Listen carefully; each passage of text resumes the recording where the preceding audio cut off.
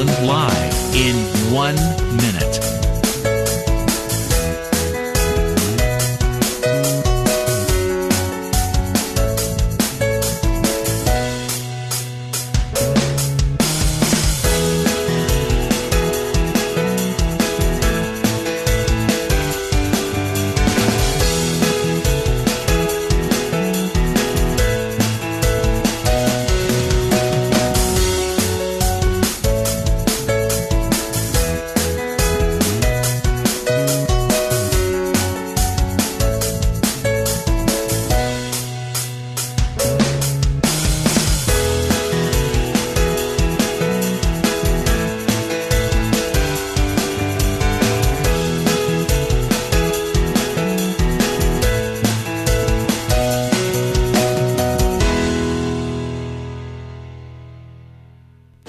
Welcome to Lynn Cullen Live at pghcitypaper.com. Email your questions and comments to Lynn at pghcitypaper.com.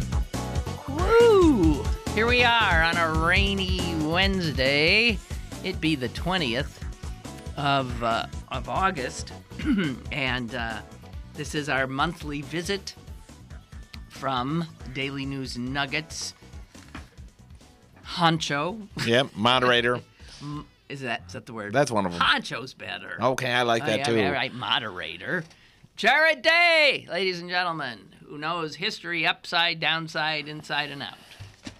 So you're our historical perspective. You're our contextual person.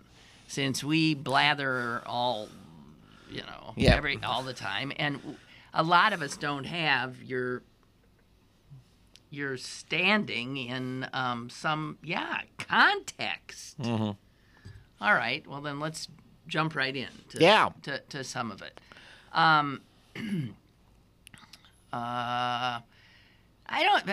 Let's leave Ferguson for a while. Sure. Okay.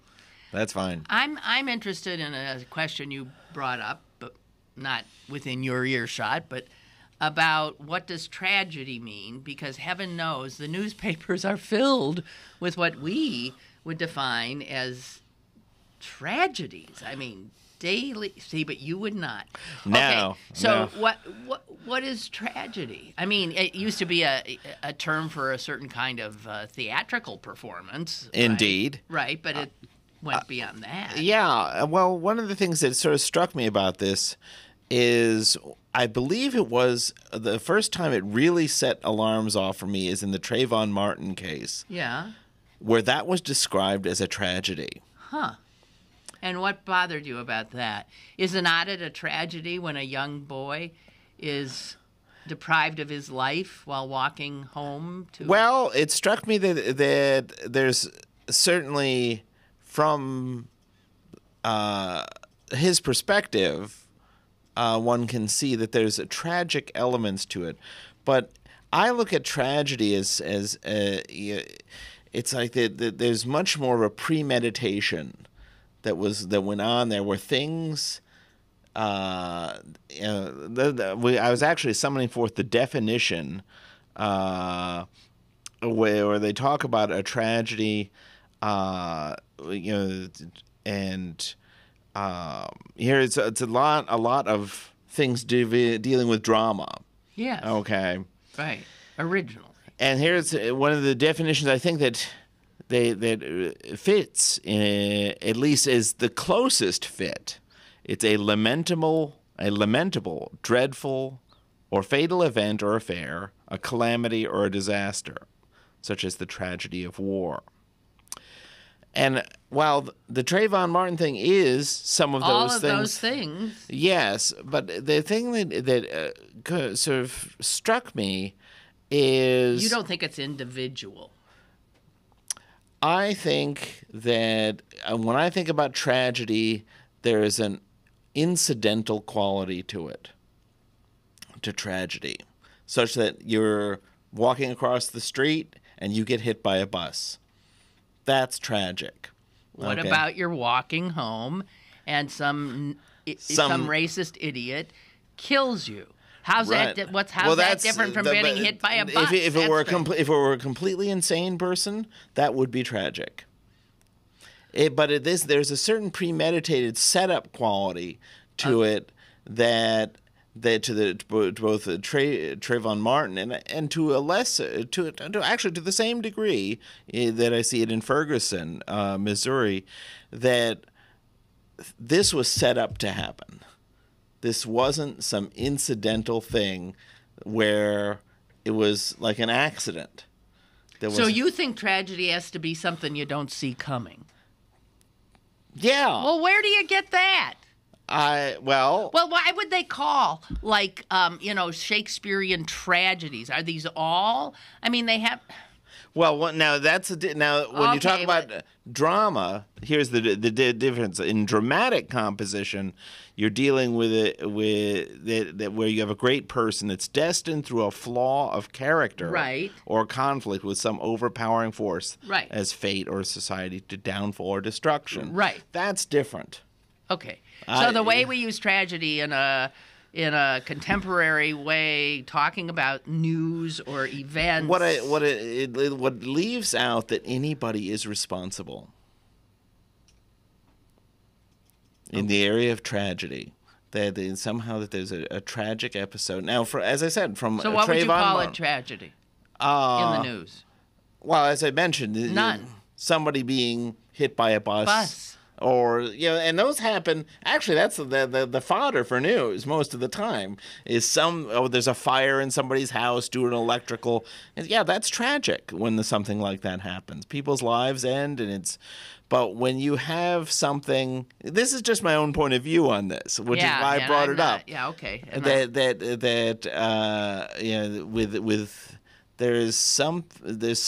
a premeditated quality or an unaccountable quality. Okay, so what would you, if you were to put a heading over incidents like Trayvon Martin and Ferguson, if it were not tragedy, give me an adjective you would apply in both those situations. You don't have one. I don't. Not at the moment. But you have to call it something. I mean, we have a need to call it something. Tragedy comes closest. Sure. If you're being as persnickety as you are. I would. You don't agree? Let me think about this. All right. Because I think that there is, as I say, it's like a non-accidental quality to it. Huh. It's not an accident that what happened to Trayvon Martin.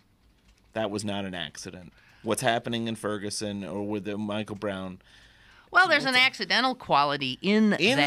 There's an incidental quality. Someone's walking in a certain place at a certain time and intersects with a certain other. Yeah. That's accidental. I almost view it as incidental. Oh my God! We're getting an incidental. Now we quality. get into incidental as opposed to accidental. Correct. Yeah. Oh, the head spins. Yeah. Yeah. When I knew that you wanted to talk about it was bothering you how the word tragedy is being used. But usage is all. Mm-hmm. So I think you're on the losing end of this anyway. We'll see. Well, I would argue that so many words like this are devalued by our, I'm always harping about the word hero. Yes. It doesn't mean anything. It doesn't mean anything anymore. Every damn person in the universe seems to be a hero these days. Mm-hmm. You put on a uniform, you're a hero. You're a police officer, you're a hero. You're a firefighter, you're a hero. You're a soldier, you're a hero. And I am here to say, till I'm blue in the face, no, you are not. Right. Heroes are few and far between. Yep. They are exceptional, which one in a million.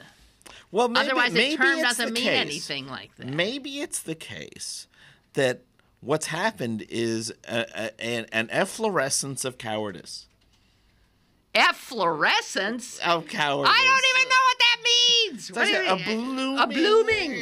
blooming of cowardice. Yes, the cowardice is now the norm. Well, I think, sheep-like ovine behavior or whatever is that? Bovine is cows. I think ovine is. Oh, listen, we're showing off our vocabularies. I don't think that cowardice is any more in. You think there's more cowardice in the world? I was just throwing it out as a possibility that heroism the heroism is debased in a world of cowards. Okay. Well, I do think I don't know if people. I think in this country, we've become probably more cowardly because the way so many of us live our lives, little is asked of us. Mm-hmm. So, I mean, in the area of military service. Yeah, exactly. So there are fewer opportunities for we living with our first world problems. Yes, are able to show heroism. There's a sheepish quality to us, but I think. Wasn't that ever thus? Although, if you think of our forefathers and mothers, I just read an account of a woman who left the comforts of 1700s Boston and schlepped with this guy she'd fallen in love with to Wisconsin, which was then, there was nothing there. Yeah. There was nothing there. She kept a journal. Mm-hmm. You read this journal of day-to-day events. And to me, she just living her life was heroic. Yeah. Really? Do you think people like Absolutely. that, living like that, or these refugees you see, or the immigrants you see, there's a heroic aspect to them, but it's pretty damn hard for us living in the comfort that so much of us do. Sure. Yep. I think that difference, that may be a different way of formulating the same thing.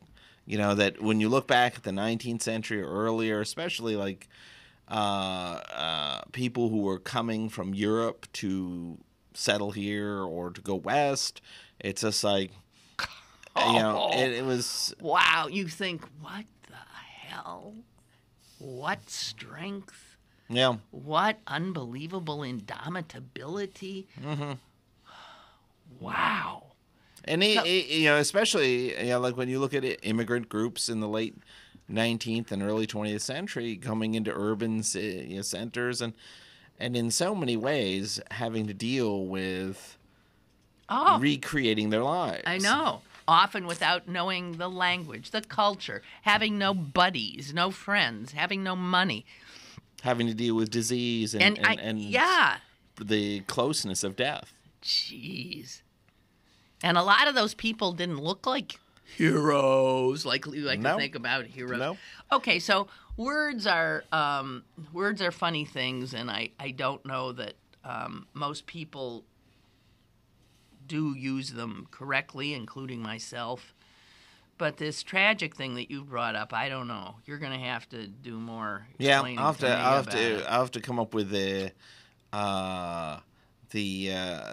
word in lieu of. You see, I'm not as what we knowledgeable as Sokolowski in terms of the depth of his vocabulary. Well, maybe we'll wing it by him tomorrow. But so in lieu of, so the tragic death of Trayvon Martin, which you would not write. No. So we figure out what what say that would be. Yeah. Well, I mean, you could say criminal, even though it didn't. Hasn't yet met the Justice Department. The justice system said no. Yep. So accidental. That doesn't conform to reality. Nope. I think you might find yourself left with tragic. We'll see. I think I sort of put it out there. I think that's what I think there is to do, is to put it out there and just say what word may capture that. Okay. So Ferguson. Yes. Okay.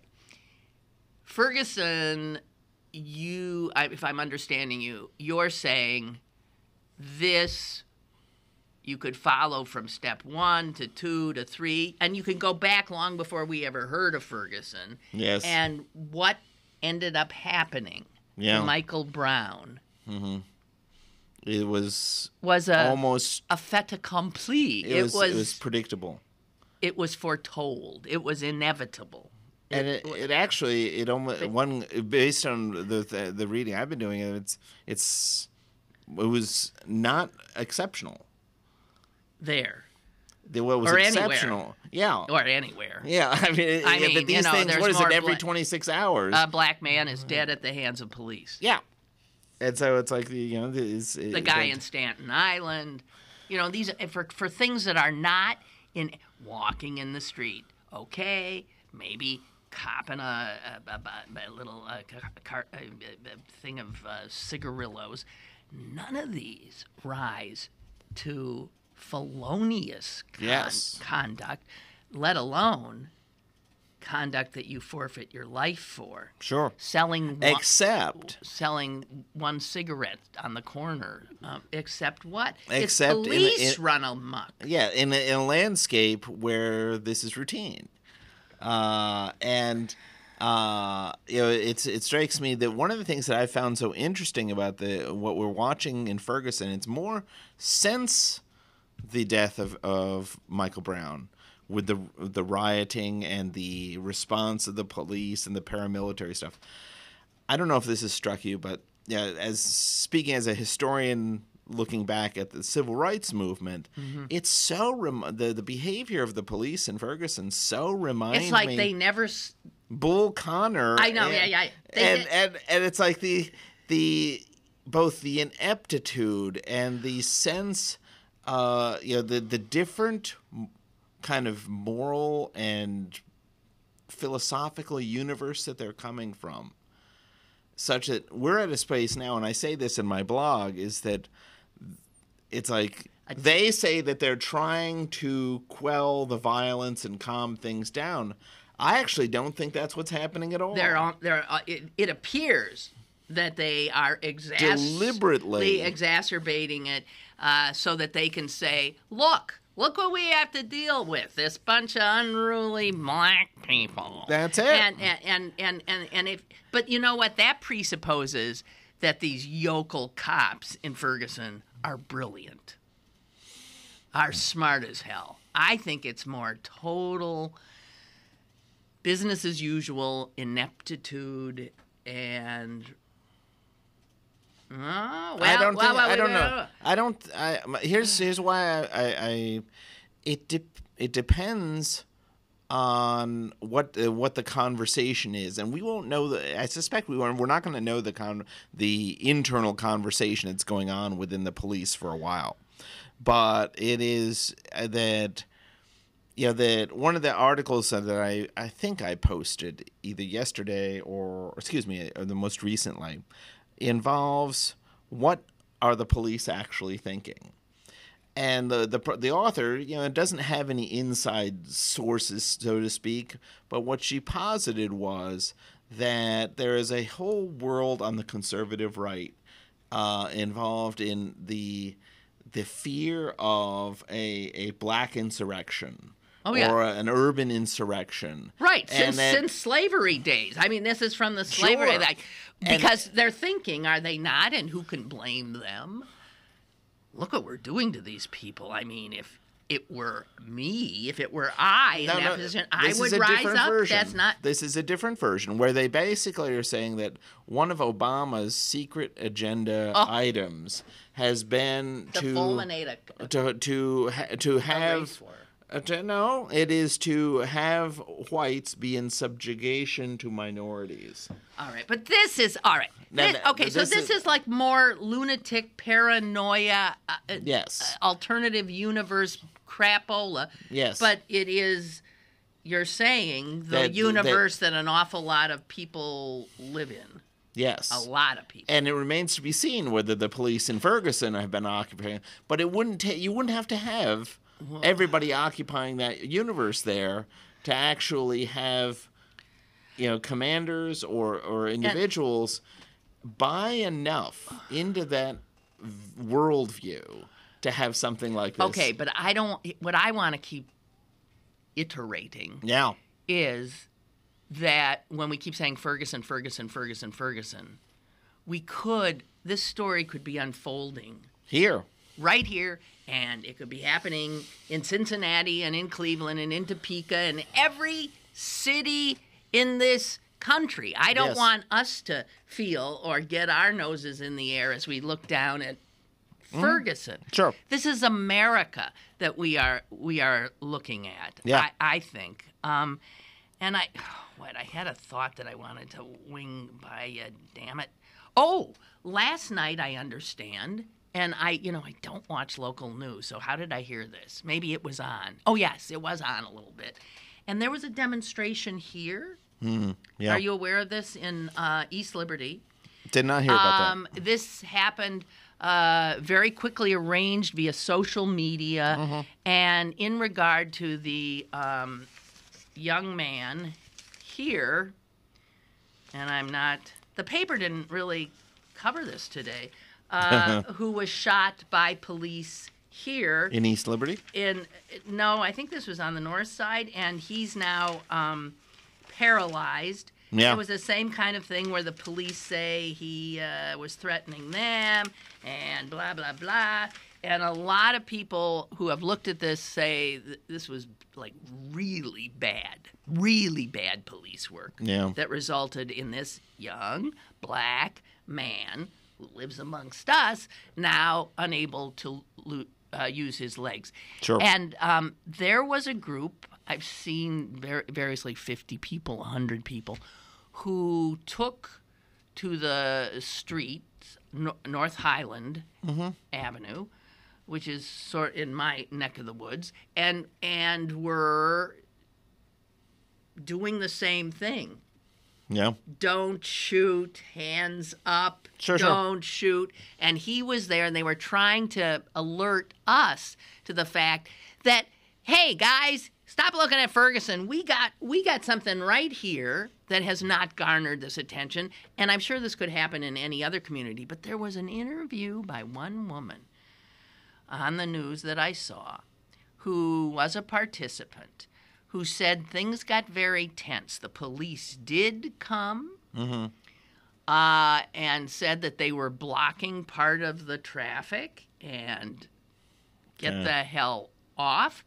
And she said there was a moment when I thought, oh boy, this could she said there they were with all of that. I mean, I don't know if they had tanks and all that, but she said they had their dogs. Yeah.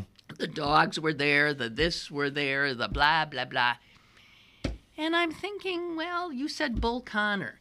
The dogs were there, the blah, blah, blah, and black people are in the streets. Yeah. Well, I'm wondering if we could be looking at a period where we're going to start seeing more and more and more and more of this, as we did in the 60s and 70s. I would say it's possible. Well, I wouldn't. But I would also say I've heard in the realm of civil rights in the last 20 years, I've heard so many different versions of that there's a second coming. Of this kind of because and it hasn't come yet. Yes. Well, it might be starting because a new generation of black people are seeing that even though there was this progress, something else is going on. Absolutely. And we know, I mean, we've talked about it ad nauseum on this program. It has to do with education and how we've abandoned education and abandoned people living in impoverished neighborhoods. And how black men have as much of a chance as ending up, I guess, in a prison when they're born as, ending up in college. Yes. I'm making that one up, but I mean, it's just, we talk about war on this, war on that. If there is not a war on black men in this country, I ask you, what war is there? When the piece that I was citing earlier, one of the things, I sort of went towards the we talked about sort of the wing nutty quality to it of that particular thing. I want to make it more. One of the less wing nutty aspects of it is exactly what you're saying. But then, see, the wing nutty thing allows us to wash our hands and say, well, this has nothing to do with us. I mean, and those lunatics and those cops and those. No. It has everything to do with us. Exactly. We're complicit, aiding, and abetting what has happened. Yes. And also, it also has to be said that it's no accident that we're coming off of several years where one of the biggest civil rights initiatives that Republicans have put forward is barriers to voting. That is true. But you see that Black America doesn't need a lot of barriers to voting because they don't vote. Exactly. That's one of the other pieces to this. I was reading in Ferguson that only 6% of the African American population there vote. Here's the good news. This is going to change that. Yeah. And there are already people out there. They're registering all these protesters. And why not?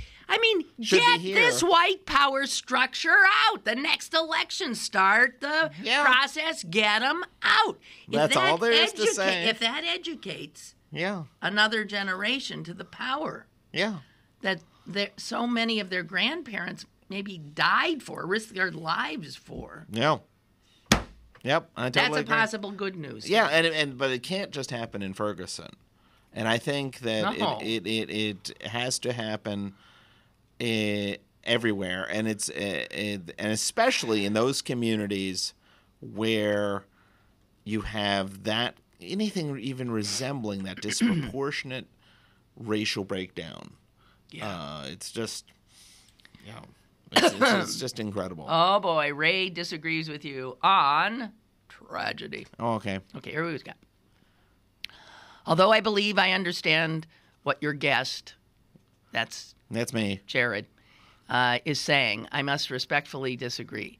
In my education at your guest's university, it's a CMU grad, I was taught a definition of tragedy that suggested that the end result of a tragic event isn't just bad or unintended, but is also the apparent opposite of what was intended. Right. Hamlet intends to avenge the death of his father, but sparing his mother, ends up avenging his mother's death and failing his father's ghostly instructions for, I guess, retribution. Zimmerman intended to be the protector of the innocent residents from dangerous thugs, but instead ends up the thug himself, killing a young man who should have been protected. The over-militarized police arm themselves to protect and preserve the peace, but end up being the impetus for the very unrest they supposedly have prepared for. I think that's pretty good. Yeah, I agree. In terms of the kind of when we talk about like Shakespearean tragedy, inside of that definition. Yeah, that works. That's true. That totally works. That works. And, and you think of what's happened to me here. I've always said that if Shakespeare were alive in my lifetime, he would have written great tragedies on JFK, LBJ, Richard Nixon. Yeah. Are those not all great tragedies? You're not willing to say which one I'd have to think about it. I'd have to. Well, I know LBJ is. I know LBJ is a great tragedy. Yep, I agree Perhaps JFK is not. But I think Nixon is too. Is that the one? Tragic figure? No. Yes. I have to think about it. Because we're wrestling with two different definitions here, and I kind of dancing. I'm dancing with what is this? Rayan? This is Ray. Yeah, Ray's. I'm sort of dancing with that because it's like there is a part of me that is that is still grappling with, as in the Trayvon Martin case and in the Ferguson police case, that there is an intent to cause the end result. Yes. And I accept the parallels that Ray draws there, but I think that that there's other dimensions to it that render tragic as there's something missing. There's something missing. Why, you picky, nitpicky, academic, pointy-headed. Yeah. Well. Okay, tell you what. You want to talk more about heroes? No. I want to take a break. Okay. Oh, are we taking breaks again? Kind of, sort of. Okay. No hero I. So, Okay, yeah, great. let's take a break. There we go. More is on the way with Lynn Cullen Live. Bargains.com is your best bet for great deals in the Berg. Log on today for exclusive bargains from Round Corner Cantina, Wing Arts, Verde, the Pittsburgh Grill, and Garden Dreams Urban Farm. BergBargains.com, Pittsburgh's best bargains. BergBargains.com. Howard Allen Events, producer of the country's most popular high-end festivals, returns to Walnut Street between South Aiken Avenue and South Negley Avenue in Shadyside. The 17th annual Shadyside The Art Fair on Walnut Street will be held August 23rd and 24th, transforming this popular downtown shopping district of Pittsburgh into an outdoor art gallery with an eclectic mix of the country's top established artists as well as new and emerging talent. Admission is free and open to the public. Showtimes for the Shadyside, the Art Fair on Walnut Street are Saturday 10 a.m. to 7 p.m. and Sunday 10 a.m. to 5 p.m. For more information, log on to www.artfestival.com. You're listening to Lynn Cullen Live at pghcitypaper.com. Once again, here's Lynn Cullen. You know, I thought I was going to leave this nitpicky, tragedy. Wordplay side. But Ray, I've just been talking about your excellent email here, and it just occurred to me, we started thinking, well, now wait. If what you say is true, that a tragic event is not just bad or unintended event, but it is also the apparent opposite of what was intended, and you're saying Zimmerman and the cops intend to protect people, and they end up killing the very people they're supposedly supposed to be protecting. Yeah. If that's true, then the whole idea of who is the tragic figure, though, in the Trayvon Martin situation, then the tragic figure, if we use your definition, is George Zimmerman. And the Ferguson PD. And it's interesting. Yes or though. no? I'm serious. I mean, then maybe yours thing doesn't hold. Well, here's the thing: the Ferguson police would actually agree with exactly. Oh yes, that they are the tragic exactly. figures. Right. People don't understand. Okay. So this is harder than it appears. You can hear it now. That it's like the death of Michael Brown. It was a tragedy, but nobody's to blame. No. It just George Zimmerman made that case in court, and they bought it. Hey Ray, I love if you have a PS. Great posting. We'd love to see it. Great. But we're gonna move on. Okay, great. I want to read something you wrote. Okay. Beware of putting things in writing. I know. This was from Jared's Daily News Nuggets. Yeah. He's talking about the fact that everybody is jumping all over Barack Obama for everything, but right these days for his foreign policy or what they perceive as lack thereof. How he didn't intervene. I mean, Hillary Clinton. Yes, getting in her 2 cents. Yeah, getting in her stuff. And he didn't do enough in Syria. He didn't do enough in Libya. He's not doing enough here in Iraq. My God, what's he doing? Blah, blah, blah. He's doing nothing. So Jared wrote this.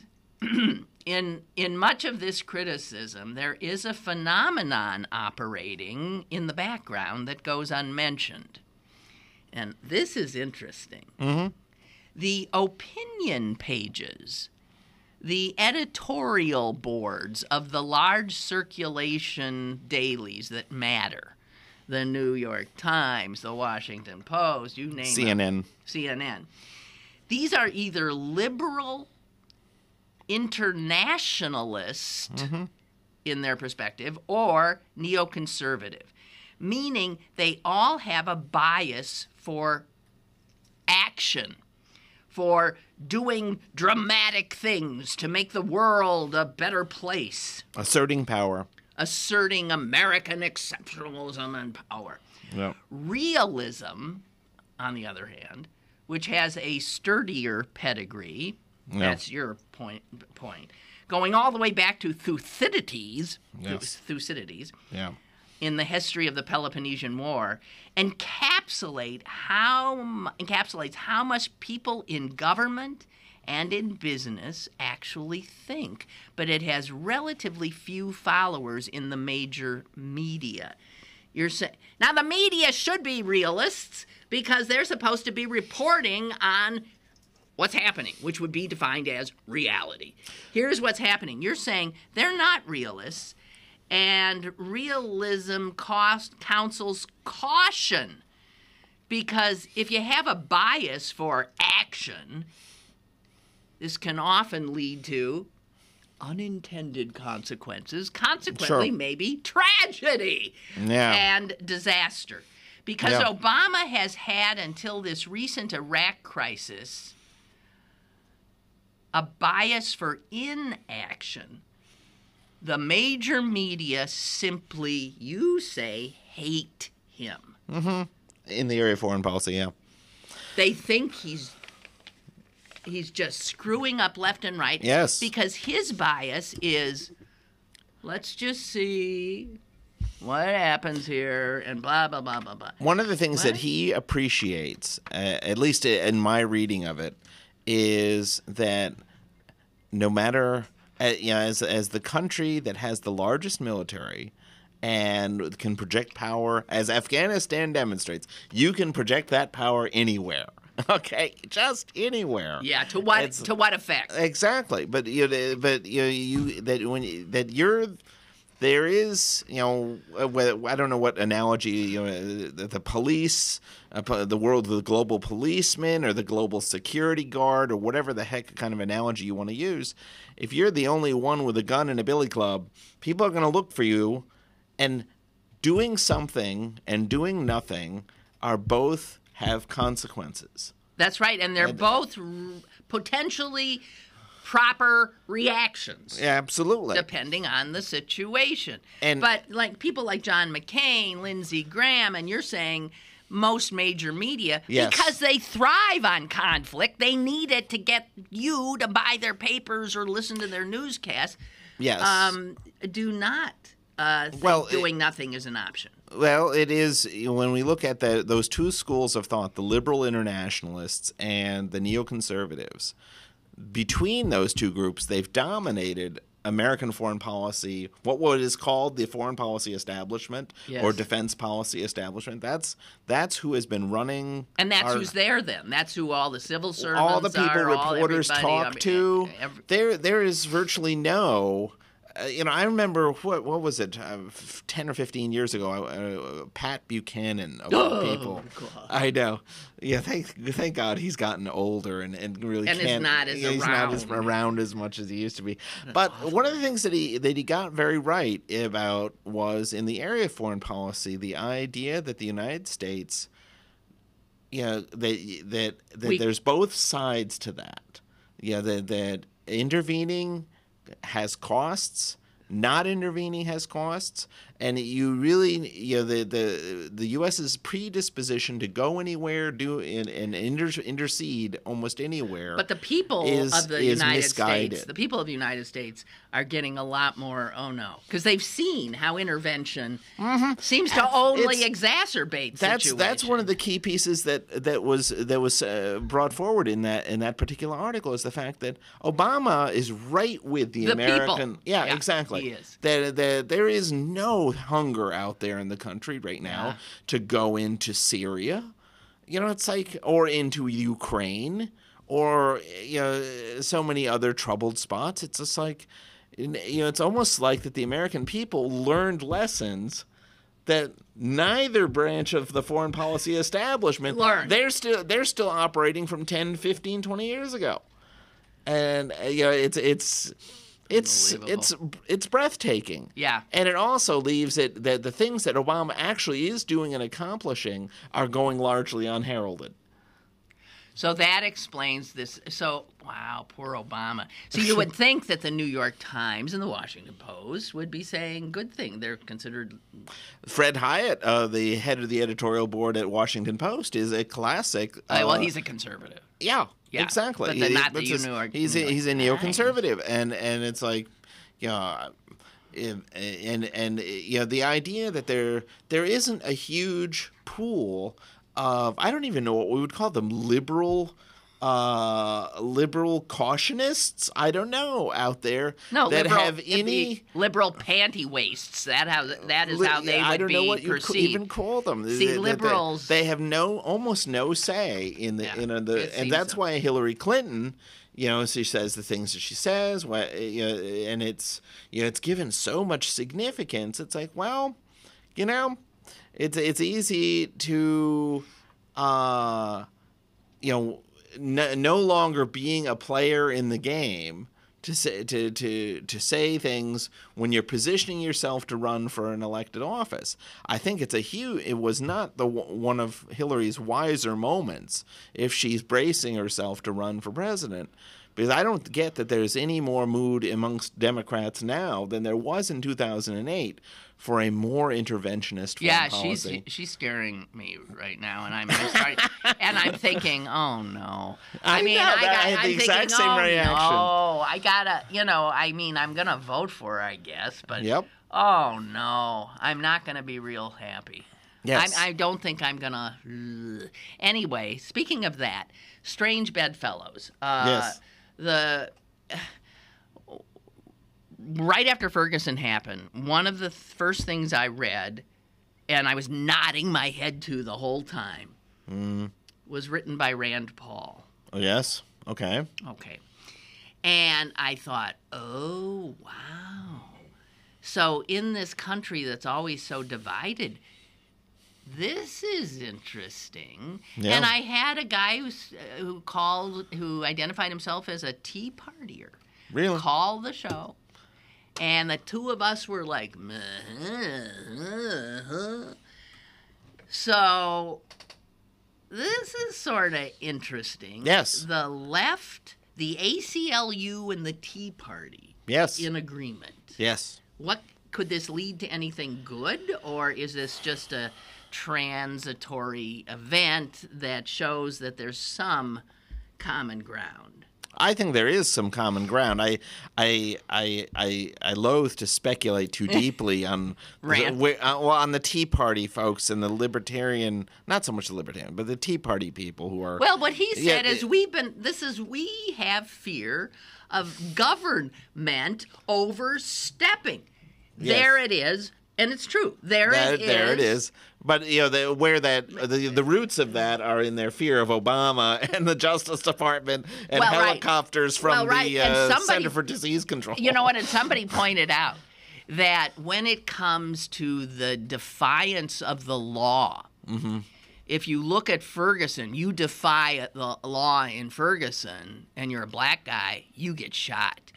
You defy the law, and you're a white rancher. Yeah.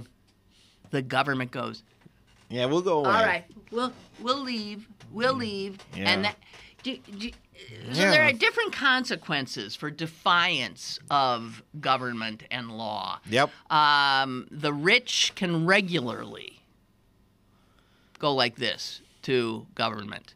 White gun owners. White gun owners and white corporate types and white.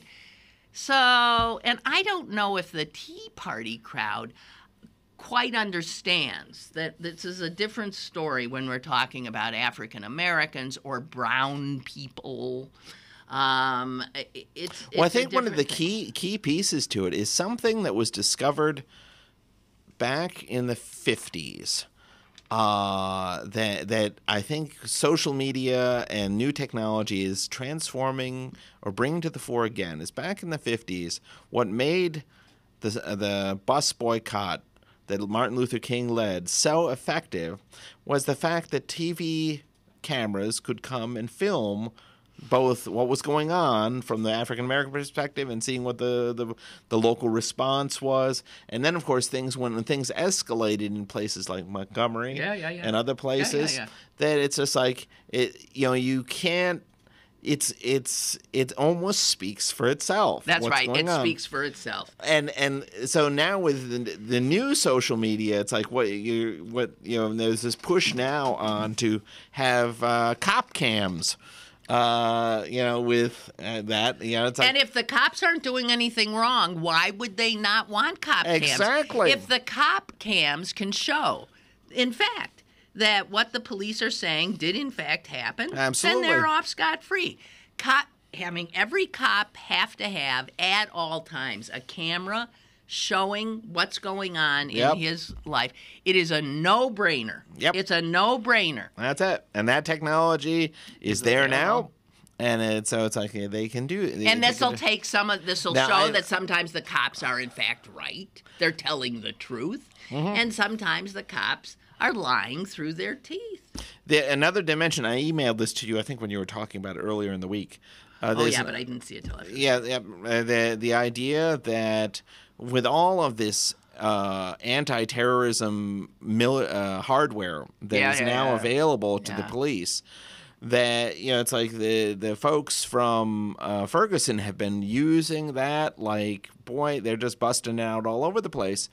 It's like, well, I actually think that it would be a very appropriate thing is to have it that you can only break out that kind of stuff with the authorization of elected officials like the mayor. On a one-time use basis. So if the cops say, Mr. Mayor, we have a situation over here in Lawrenceville.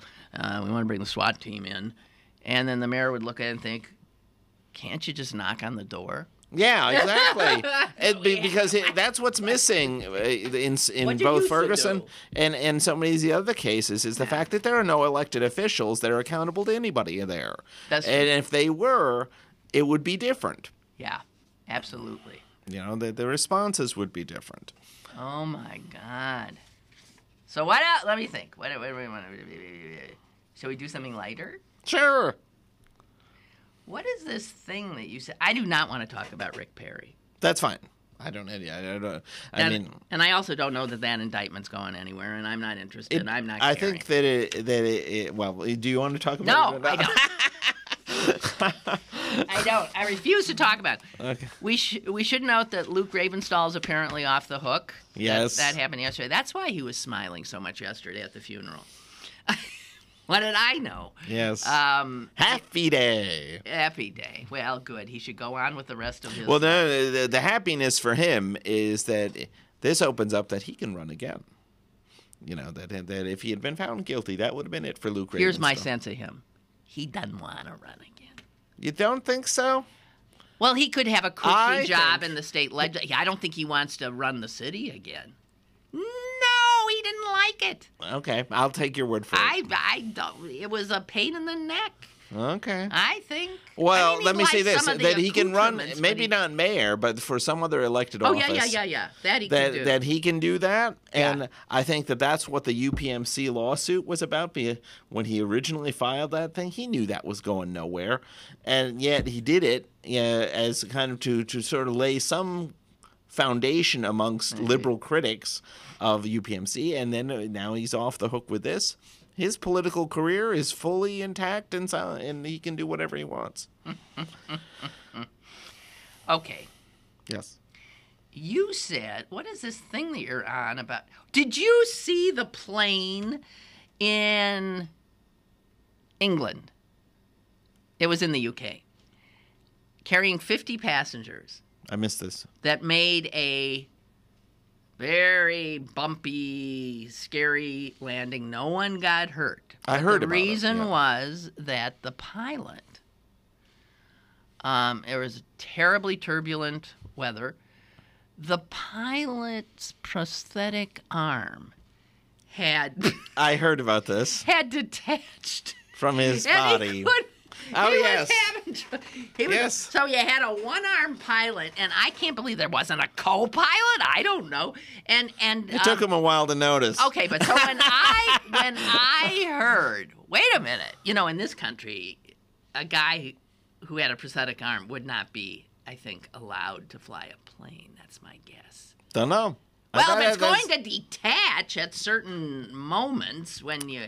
Well, if I were the manufacturer of that prosthetic, I would certainly be concerned from a lawsuit point of view. But you're saying the prosthetics that are being made. Yeah. And I just saw this thing about there's another athletic thing going on there's a long jumper who has one prosthetic leg, and they're saying, he's beating people left and right. They're saying, hey, this ain't fair. He's got a built-in spring. Yeah, exactly. But in the case of the murderer, the alleged murderer in South Africa, yes, he was allowed to run, and it was decided that even though that allows him to run, he still is disabled. Well, see, that was what do you? But what you say you want to? That you think people are going to in the next 10 years? Maybe start saying. I got a bad limb here. Yep. That I would just say. Well, my son keeps saying, "Why don't you just cut it off?" Well, that will be an absolutely reasonable. So cut it off. I'm not saying it would be reasonable, but I think that the technology's reached a point now where, and I was talking with Jess about this right before the program, that she has an ankle. Was it an ankle that? Yeah, a foot problem that may devil her for the rest of her life. Yes. And it would be the kind of thing that prosthetics, being what they are, and given certain situations, like especially if you're like really old, or you're dealing with a whole set of things, like, I would rather just handle this all, and I'll get a whole new foot and just say to hell with it. And I'm going to choose that. Take that original. My problem is I can't figure out which I'd rather. I need a new foot. I need a new arm. I need a new finger here. But most of the prosthetic industry is built on people who lose those things and they have no choice. They have no choice in the matter. But what happens when it starts to become a matter of choice? Okay. That you could say, I'm sick of dealing with this. I'm passing myself, but no, I think increasingly we'll be implanting things. We already are. I mean, we're getting, and we'll be growing organs, and we'll be. Yeah, and somebody who's an avid runner who reaches 55 and find that he can't, his knees aren't there, that he'll just replace it. But they do already. You can replace your knees. Yes, but as it's different than having your whole leg replaced. Oh, have the leg so that you can run and not have to worry about, it's like, to me, that's the next thing that is around the corner, is when these prosthetics become something that people choose almost as a not a lifestyle, but as something as an enhancement. Do think of these lunatics. This is great for people with certain mental illnesses. Yeah. Because think of these people that can't stop having plastic surgery, or like the women that remake themselves so they look like Barbie dolls. Or things like that. Exactly. So you can see someone taking this to it. They would have they would have two prosthetic arms, prosthetic. Sure. Oh, God almighty. Yeah. We got 2 emails here we need to address. Roger writes, I used to work with a white man who's long since retired. He told me a story that as a teenager in the early 60s, he stole an Iron City beer truck as a prank while on the north side and was caught on McKnight Road less than an hour later, surrounded by numerous police cars. He was cuffed and taken to the police station, where his father came down and was released to his father's custody. No fine, no court hearing, no record. His dad was a blue-collar worker, not rich. What would have happened to him had he been black? Dead. Yeah. Dead. Yep. Or he would have been arrested and booked and charged. Yeah, right. And he would have had a criminal record. Right. No, it's just unbelievable. Yeah. It's unbelievable. Okay, and Ray has now written back. I don't think we should equate the tragic figure, like I said, well, in your thing, George Zimmerman would be, with victim. Tragic figure and victim, you're saying, are not the same thing. I think this is true. Would we agree on that? Yeah. Yeah. I'm sure we can find many tragic figures throughout history that we are happy ended up failing. Yes. One of the few things heroes and villains have in common is that they both operate with their own sense of righteous purpose. Yep. Hitler intended to preserve and rescue the German nation. I would suggest he is a tragic figure. Thankfully? I don't know. Oh, you're saying In the strictest definition in of your definition, in the that's dramatic what in the dramatic definition of I the just stage. can't bear thinking of him because there's too many of us when we hear tragic, we think victim and think, well, okay. Nixon intended to preserve the supremacy of the presidency.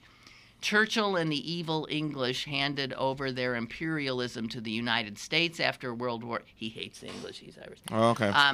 Churchill and the evil English handed over their imperialism to the U.S. after World War II so that peace could be preserved in the former Great Britain colonies. I see Churchill as a tragic figure, even though he never saw the bedlam that he and his ilk left behind. To be a tragic figure does not necessarily mean you are undeserving of the tragedy. Well, Whoa. from Or now, as he says, or I could be wrong. no, I actually think that from a traditional, like Definition. Like a stage and Shakespearean. This is great because what it opens up is that all kinds of literary possibilities. For taking viewing stories from different points of view. That's why that's such a great kind of within the realm of stage and Shakespearean theater and just theater generally. But I think kind of out in the real world, it doesn't work. It doesn't. It's like I would. You would have trouble selling Hitler as a tragic figure. You just would because of how we perceive. Yeah. Even though your first sentence saying that you would not conflate or equate tragic figure with victim. Right. But we do. And I mean, we do. Yeah. Mm-hmm. And so calling Hitler a tragic figure, I'll tell you, it was tragic for a whole hell of a lot of human beings. I mean, but I understand, but that's how you're going to... It's almost like a line out of The Producers. Well, that's true, because it's sort of like it pulls everything over. Hitler was a tragic figure. His noble impulses were thwarted by the likes, the evil in Winston Churchill. And Churchill, I'm sorry, I don't see as a tragic figure either.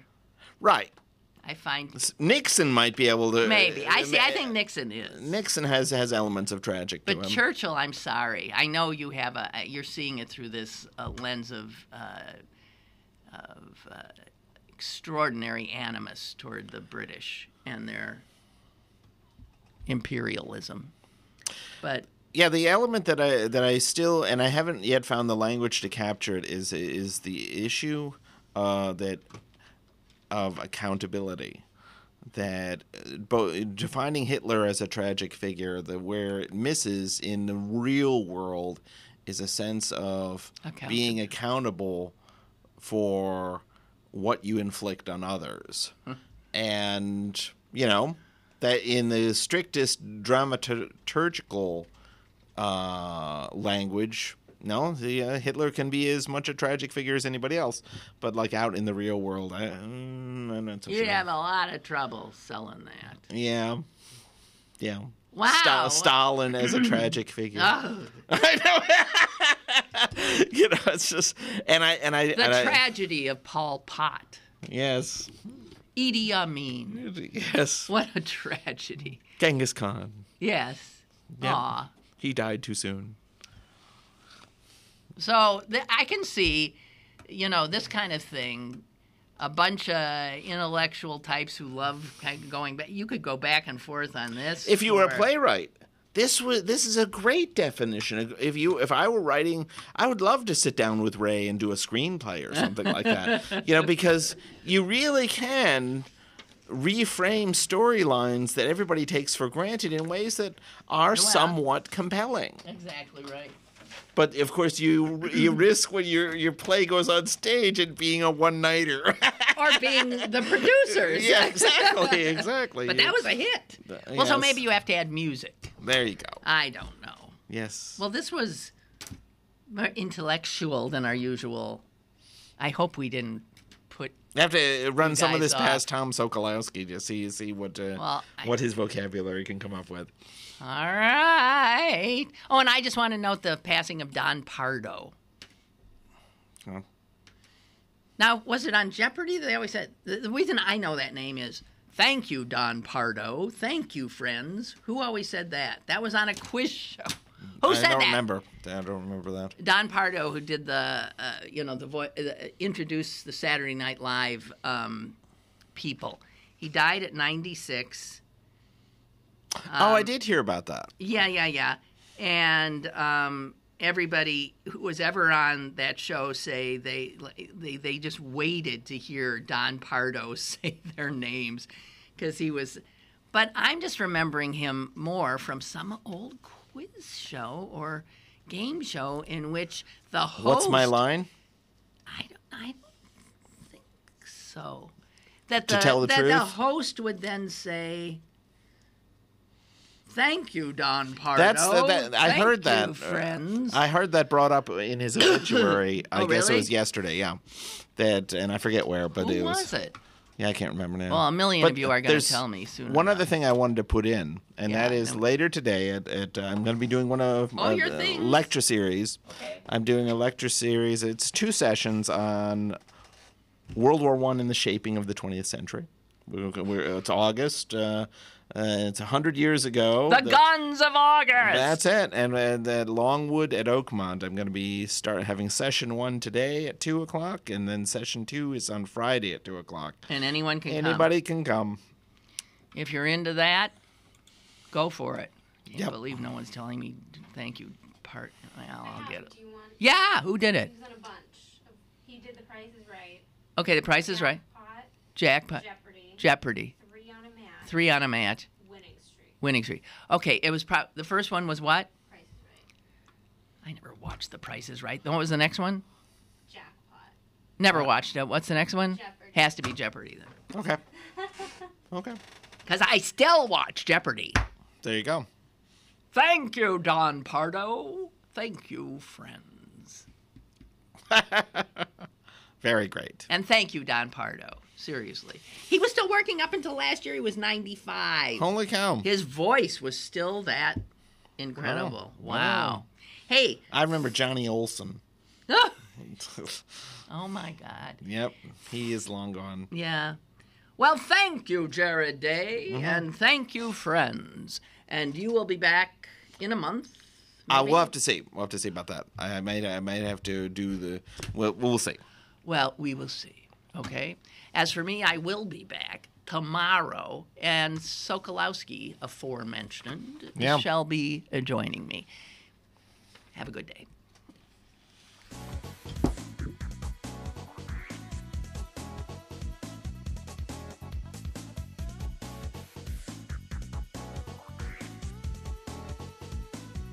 Lynn Cullen Live, Monday through Friday from 10 a.m. to 11 a.m. and archived at pghcitypaper.com.